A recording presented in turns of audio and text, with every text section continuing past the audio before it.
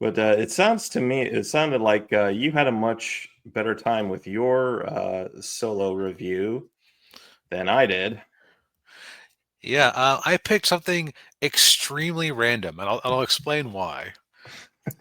So I watched the Rankin Bass production of Jack Frost, which was okay. So Daniel, did you ever watch a lot of those stop motion Christmas movies growing up? I didn't. No, it didn't Okay, really interest me. so they were kind of my jam. Like I've mentioned before that I am genuinely a fan of stop motion for its own sake and will generally enjoy things with stop motion more than a thing without, like, than a regular thing. Partially because I always thought it looked cool, but also now that I'm older and I know more about the process, it's really impressive when you can make something look right. Yeah. Yeah. Um, this was one I had never seen, and I remember it was either this one or The Little Drummer Boy, which I also haven't seen from the Rankin Bass holiday film canon, where I asked about it, and my parents said it was really weird. If it Mm.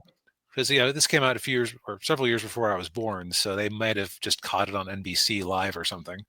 But and like I always was curious about it because we had the VHS tape of, I want to say it was Santa Claus is Coming to Town, Mm. um, and they had an ad for this at the start. So and then what comes across my YouTube algorithm out of the blue, but the villain song from this movie's villain, Kubla Kraus.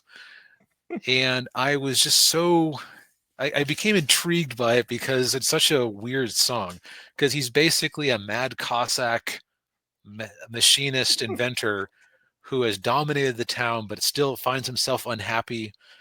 And he sings about, I am Kubla Kraus, the king of all the Cossacks, but there are not any Cossacks hereabout. There's the rub. There's the rub. I'm Kubla Kraus. I could have been a shogun, but there are not any samurai about. There's the rub. There's the rub. So it's like he seems like actually kind of a complicated villain for this type of thing. Yeah. And he sounds a bit like a certain North Korean leader in Team America. Yes, exactly. Um, so Uh, so then I decided to see where I could watch it, and it's actually included for free with YouTube Movies. Huh. So I said, you know what? I don't feel like watching anything more complex this week because I've honestly not been sleeping well, but I've also been, you know, working and playing hard on things. Mhm. Um, I'll just give this a shot for the lulz. And man, if I found out that this thing was intended to be like Rankin Bass's first stop motion theatrical release, and then they couldn't make the funding come through and they had to cut down the script and they refused to kill their darlings, I would not be surprised Yeah. because this is a weirdly dense movie. I'm not going to go into full detail, but uh, so first off, it's got a pretty good cast. Now, for the era, it's actors who are kind of on the tail end of their careers, which is like that is peak children's movie casting. Is Yeah. somebody that their parents would recognize and say, "Oh, Larry Storch is in this? Sure, why not? I liked him on F Troop." Yeah. But again, I don't want to do like a whole blow by blow of the movie, but there are Yeah. so many subplots and weird Yeah. things. Okay, so the framing device of this thing is Buddy Hackett playing Pardon Me Pete, the Groundhog's Day groundhog,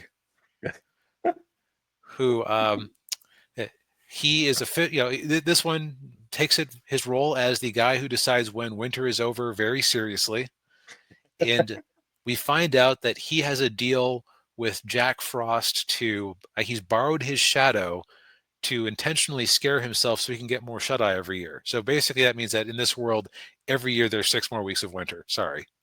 Yeah. And it's weird with the shadow because they treat it very much like uh, it isn't. They treat it very much like Peter Pan's shadow, where it's like an independent being who's become unmoored from him. Okay. So it's not like Jack Frost is pretending to be a shadow or casting a shadow, because Jack Frost is canonically invisible. So in order for this plot line to work, they have to have a throwaway line that and Buddy Hackett is like, and Jack Frost is invisible besides his shadow. Like there's a lot of just we gotta wallpaper this over for the line real quick. Yeah. The whole thing.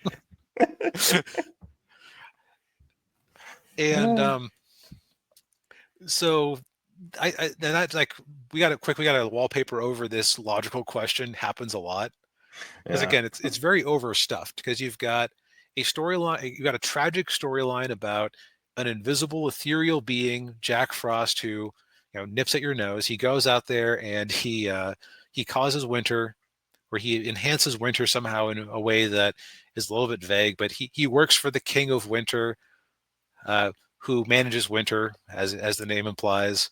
And he's Yeah. good friend with Snips, the guy who is in charge of cutting every single snowflake that falls to be distinctive.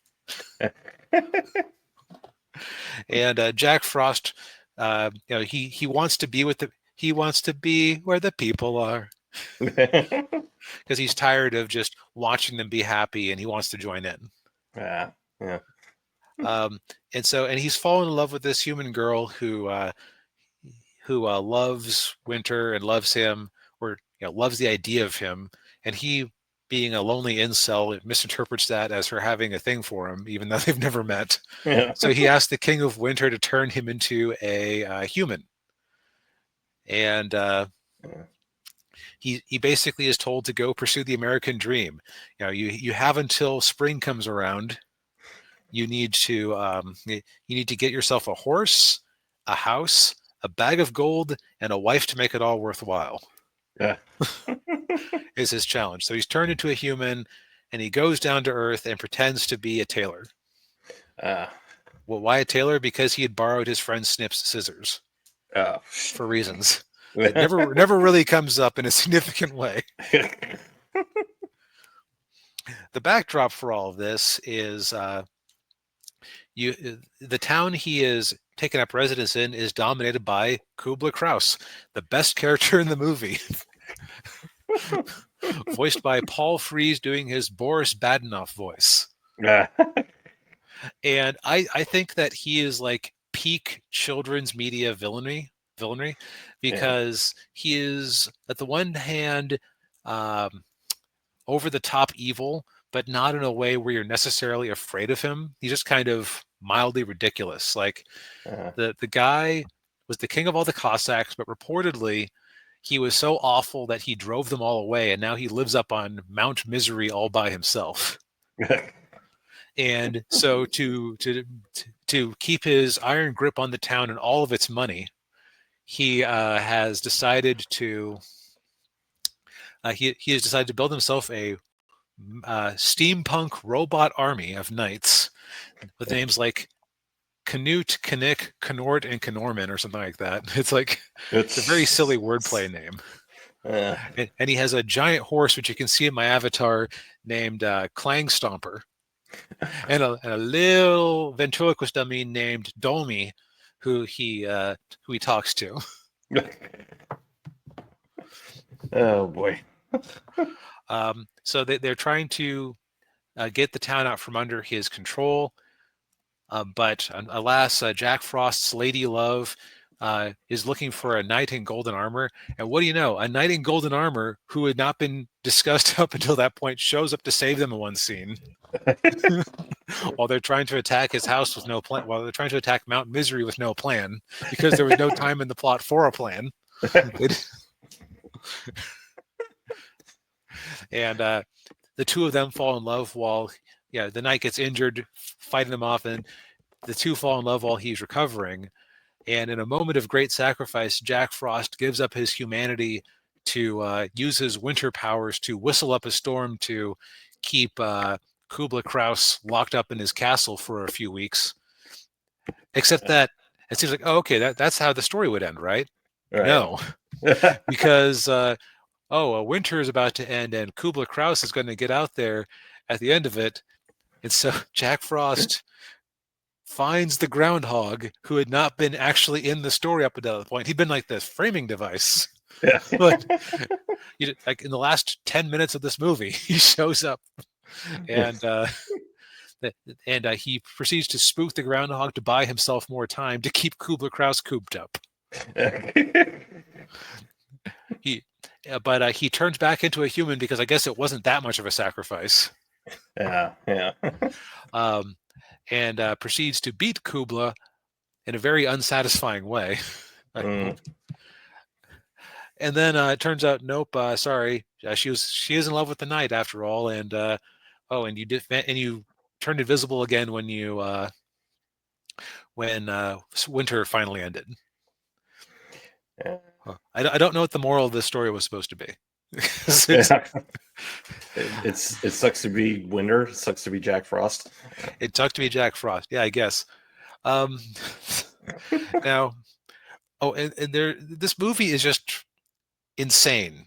Like, it's pure imagination untethered by worries about making sense. Yeah. And it feels like every weird thing about this movie is it's like there was somebody behind the scenes who asked logical questions and then they like gave a quick knee-jerk answer because they were close to a deadline or something. So it's like, okay, well, this is kind of a Russian town that you've named January Junction, which doesn't sound at all like a Russian town, but that's whatever. It's Russia. Why are the people in Russia like? Why would they like Jack Frost? Because General Winter is their greatest enemy. Oh yeah. Because Kubla Kraus has stolen all the money in town, which he just hoards like a dragon. The townspeople are very poor, and so Jack Frost shows up and freezes all the icicles in town, and they chop it up to make snow money, which they keep throughout the winter, and they're all rich until it melts in the spring. So they like Jack Frost because he underpins their entire economy. It's like basic monetary theory would dictate that money only has value because we ascribe value to it. Yeah. And so if you were in that bad of shape because of Kubla Kraus's unreasonable taxation, you should have like switched over to rocks or made your own paper currency or something like that. The ice money has no value if it's going to melt in January. Yeah. Yeah. If it's gone by March, yeah. Yeah. Right, because you're right. They get the extra 6 weeks after February 2nd because of his deal with the groundhog. Yeah. And you also learn a lot of unnecessary details about the Snow Kings or Snow. The guy who's in charge of snow, I forget he looks like a Greek god, sort of. Those Rankin Bass things loved their neo-paganism, but you learn a lot of unnecessary details about the intricacies of it, where you have Snips who cuts all the snowflakes into unique shapes, and he'll get orders for 10 million for Wisconsin or whatever. And and then all the snowflakes, there's a little 2-foot tall snow fairy who takes the best snowflakes and reserves them for Christmas, and which is like one of 2 references to Christmas in the whole movie. So it really isn't a Christmas special. Okay. And then I'll say 3 references to Christmas, but and then you have the snow gypsies who distribute the snow. Like, why are they called snow gypsies? I don't know. They are dressed exactly like Jack Frost there. There's nothing gypsyish about them in the least. Oh. Well, why do we have the groundhog? Like, he doesn't technically take away time we could have been using to tell more story. Shut up. We got Buddy Hackett to agree to record a part. Yeah. Comedy legend Buddy Hackett. Now I'll say like strengths of it. Again, it is just very imaginative, and I feel like, and the writer in me feels like there is a story here that if you'd had an hour and a half and you maybe cut a couple of extraneous details, you could have if NBC had given them an extra half hour and you cut out some of the silliness and fluff, you could have had a nice, poignant story on the level of actually surpassing their best stuff like Rudolph the Red-Nosed Reindeer, which it does have way more of a through line. Yeah. But it's like there's something about the tragic story of a ethereal non-human being who wants to become human but gives it up for the sake of the woman he loves, that if he executed it properly would just be a very touching story. As it is, there's some nice songs. There's a lot of visual creativity, especially with Kubla Kraus and his minions. Like he has an iron glove, and it seems like a random detail, like, oh, he just has an iron fist because he has an iron fist. But when he's riding his horse around, that gloved hand is being used to control the huge chain links that control the horse. Well, why does he? And just like all the wacky insanity, like even the mice in his castle are artificial, like, which tells you the guy bothered to make fake mice to inhabit the walls of his house. Like that is nuts. Yeah. That's next level there. Yep. And it also occurred to me that there was a parallel there that you could have drawn between the loneliness of Jack and the loneliness of Kubla. And again, like, it's weird that Kubla got such development in his song, like about his loneliness and his and just like everything he wanted out of life, only just have him be defeated by basically jumping out a window by accident. Yeah. Man. So, like, do I recommend this? I don't think I do necessarily. I would call it in the category of harmless fluff that you can put on without having to worry too much about the kids. It is available on YouTube Movies for free on the channel or in this platform, so that's you don't have to pay anything to watch it. Yeah. Apparently, this thing had a history of being.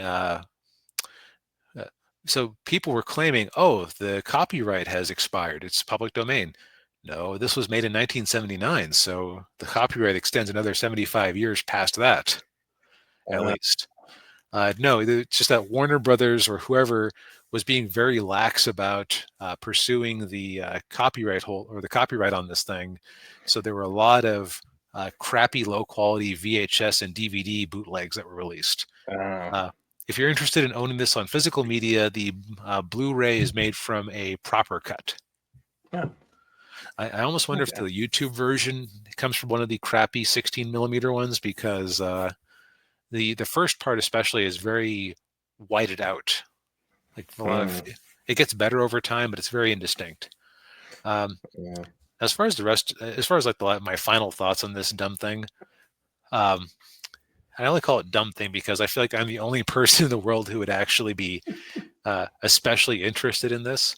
The music is quite nice. Jack Frost is played by Robert Morse from How to Succeed in Business Without Really Trying, which it bothered me. Like, why? I'm just on the tip of recognizing him. Why do I? Yeah. But I can't quite get there. It's got Paul Frees again as Kubla Kraus, doing his Boris Badenoch voice. Larry Storch plays the father of the girl that that Jack Frost fell in love with.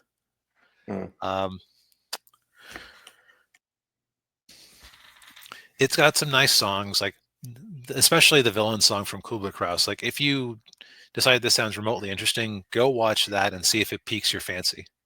Yeah. Or it piques your interest, I should say. That's the proper phrase. But yeah.